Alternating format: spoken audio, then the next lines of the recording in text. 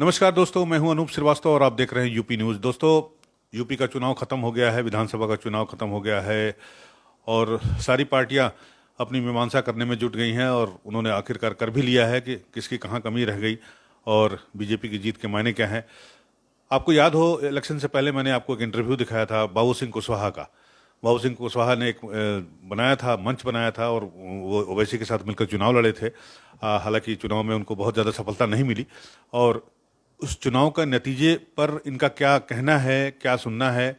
मेरे साथ मौजूद हैं इस वक्त बाबू सिंह कुशवाहा जी। बाबू सिंह कुशवाहा जी, आपका स्वागत है यूपी न्यूज़ में। बहुत बहुत धन्यवाद। बाबू सिंह जी, चुनाव बीते काफ़ी समय हो गया। चुनाव की समीक्षा आप लोगों ने की होगी, क्या निकला, क्या क्या वजह लगी आपको? देखिए, चुनाव की समीक्षा हम लोगों ने तुरंत ही कर ली थी और हम लोगों ने अपने साथियों के साथ, पूरे प्रदेश के कार्यकर्ताओं के साथ बैठक की थी और जो हम लोगों ने भागीदारी परिवर्तन मोर्चा बनाया था, तो उसके अंदर जितने घटक दल हैं उनके साथ भी बैठ करके हम लोगों ने पूरी समीक्षा कर ली थी।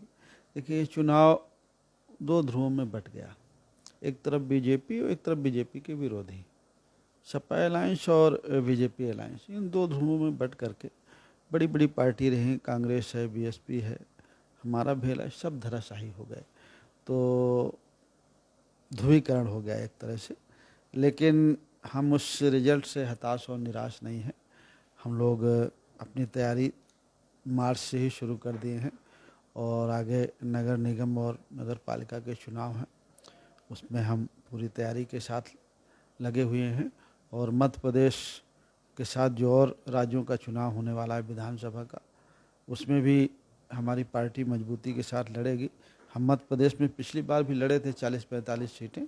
इस बार हम कोशिश है कि ज़्यादा से ज़्यादा सीटों में हम लड़ें। तो तैयारी हमारी चल रही है और जो हमारा नारा है कि जिसकी जितनी संख्या भारी उसकी उतनी हिस्सेदारी, वो हम लोगों तक पहुंचा रहे हैं। विधानसभा चुनाव में हम बहुत अच्छे ढंग से नहीं पहुंचा पाए, चाहे वो किसानों की बात रही हो, चाहे मजदूरों की रही हो, चाहे बेरोजगार बच्चों की रही हो, वो चीज़ें हम नहीं समझा पाए। लेकिन चुनाव के बाद लोग उस बात को समझ रहे हैं कि लोगों ने कहाँ गलती की है। आजमगढ़ में अभी एक मौर्य परिवार है, चुनाव के बीच में उनकी पति पत्नी की हत्या कर दी गई। 17 में उन्होंने एक ज़मीन खरीदी थी, उन्हें कब्जा भी नहीं मिला और अभी 15 तारीख को 14 का उनका अपहरण हुआ। बाजार गए थे मियाँ बीवी और बाजार से लौट रहे थे, रास्ते में उनका अपहरण करके थाने में गए। थाने में कोई तिवारी जी थे, उन्होंने सुना नहीं। बाद में कप्तान के कहने दखल देने के बाद एफआईआर दर्ज हुई। एफआईआर दर्ज होने के बाद वो मियाँ बीवी दोनों मृत हालत में पाए गए। अभी परसों नरसों सुल्तानपुर में एक मौर्य समाज की महिला और उसकी बेटी को मार दिया गया। अगर आप मैं एक जाति विशेष की बात में नहीं करता हूँ, लेकिन जो खास करके मैं अपने समाज के ऊपर कहूँ, जितने बड़े पैमाने पर जुल्म जास्ती होती है, हत्याएं होती हैं, रेप होता है, बच्चों के साथ मारपीट होती है, वो कोई कार्रवाई नहीं होती है। तो ये जो वोट दिया है उस बारे में भी लोग सोच रहे हैं कि कहाँ गलती हमसे हुई।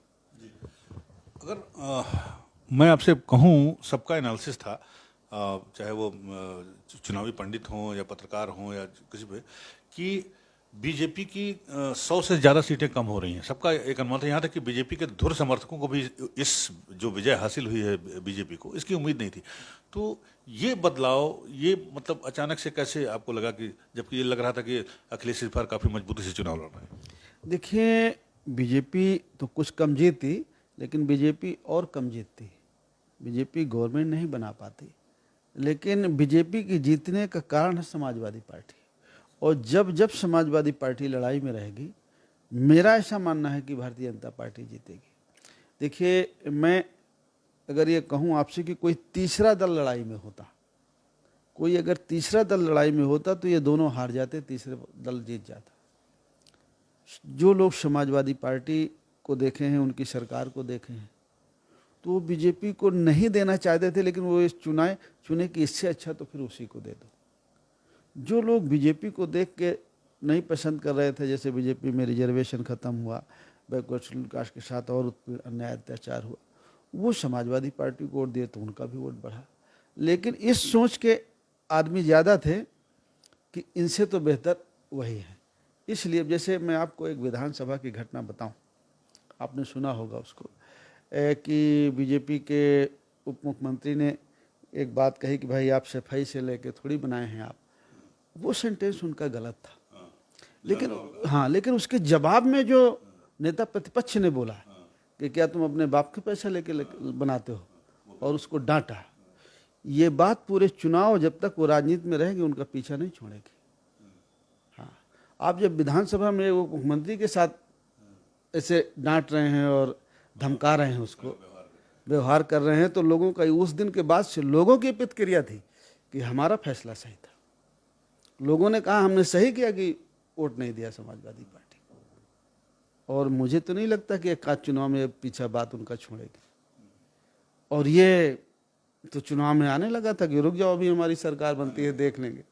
तमाम तरह के वीडियोस सामने आए, खासकर वो मुख्तार अंसारी के बेटे का जो वीडियो काफ़ी हुआ था कि 6 महीने पहले हम हिसाब की किताब करेंगे, उसके बाद तबादला होगा।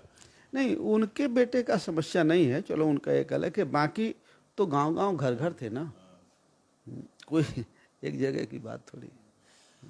सर, आप तो बहन जी के साथ बहुत दिन तक साथ में रहे हैं, उनके साथ उनकी पार्टी में रहे। आपको क्या लगता है कि इस चुनाव में, विधानसभा जो चुनाव हुआ या आगे लोकसभा वाला चुनाव होने वाला है, अगर बहन जी की भूमिका थोड़ी सी स्पष्ट होती या मजबूत होती तो ये सिनेरियो बदल सकता था? अनूप जी देखिए, ऐसा नहीं है कि मैं इस बारे में चाहूँ तो मैं कह सकता हूँ, बहुत सारी बातें कह सकता हूँ, और लेकिन मैं कहना नहीं चाहता। बीएसपी के बारे में, मायावती जी के बारे में मैं कुछ कहना नहीं चाहता, इसलिए मैं नहीं कहूँगा। लेकिन ये तो मुझे भी तकलीफ़ है कि भाई कभी हम भी थे वहाँ, तो वो पार्टी सत्ता में रही है, तो हमारे मन में है कि नहीं ठीक है हार जाए, हैं, हमारे साथ ये हुआ तो हसरे होना चाहिए। लेकिन कहीं कहीं पीड़ा भी होती है, तकलीफ़ भी होती है कि यार इसको बहुत मेहनत के साथ बनाया गया था, काश अगर ये अच्छा करती तो बेहतर होता। हाँ, चलिए आखिरी सवाल बाबू सिंह साहब, वर्तमान में जो राजनीति है, जो राजनीतिक परिदृश्य है, चाहे देश का हो या प्रदेश का हो या देश का हो, इसके बारे में क्या कहना है आपका, आपकी पार्टी का या आपका व्यक्तिगत दृष्टिकोण क्या है? अनूप जी, आप तो पुराने पत्रकार हैं, बड़े बड़े चैनलों में रहे, आपको अच्छी जानकारी है। इस समय देश और प्रदेश का सीनियर कोई कुछ कह नहीं सकता, कोई कुछ कहने की स्थिति में है ही नहीं। कौन लड़ पाएगा कौन नहीं लड़ पाएगा इसका कुछ समझ में नहीं आ रहा है किसी को। तो जो आपकी स्थिति है, सबकी स्थिति है, वही स्थिति मेरी है। कांग्रेस एक नेशनल लेवल पर पार्टी है कि अगर वो लड़े तो शायद वो कुछ कर पाए, बाकी तो लगता नहीं है। कोई दूर दूर तक दिखता नहीं जो बीजेपी को टक्कर दे सके। हाँ, देखिए टक्कर तो जनता ही देती है। जिस दिन जनता को सारी बातें समझ में आ जाएंगी, पेट्रोल की कीमत, डीजल की कीमत, गैस की कीमत, एजुकेशन के बारे में, बेरोजगारी के बारे में, तो समझ में आ जाएगा। अभी तो लोगों को लगता है कि भाई ठीक है, मंदिर बनी गया है, वहाँ पूजा कर लेंगे, संगम स्नान कर लेंगे, 5 किलो मिल ही जाता है, कॉलोनी मिल ही जाती है, गैस सिलेंडर मिल ही जाता है। जिस दिन लोग सोचेंगे इसके बाद कि इस चक्कर में हम कहाँ पहुँच गए, उस दिन जनता को बदलने में कितना समय लगता है। और जनता जिस दिन बदलेगी उस दिन गवर्नमेंट 2.5 साल है चुनाव के कि 4 साल है ये नहीं देखेगी। जिस दिन जनता बदल जाएगी उसी दिन सब कुछ बदल जाएगा, उसी दिन सब कुछ बदल जाएगा। उसी दिन सब। तो ये थे बाबू सिंह कुशवाहा जी, जिनका कहना है कि विधानसभा का चुनाव जो है उसके बहुत सारे समीकरण थे, बहुत सारी ध्रुवीकरण की वजह से जो है ये नतीजे सामने आए हैं। और आगे इनका कहना है कि आगे चलकर जनता को खुद जब इस बात का रियलाइजेशन होगा, उसे महसूस होगा कि क्या सही है और क्या गलत है, तो हो सकता है जो वर्तमान राजनीतिक परिदृश्य है उसमें एक बड़ा बदलाव देखने को मिले। Anoop Shrivastava, UP news, Lucknow.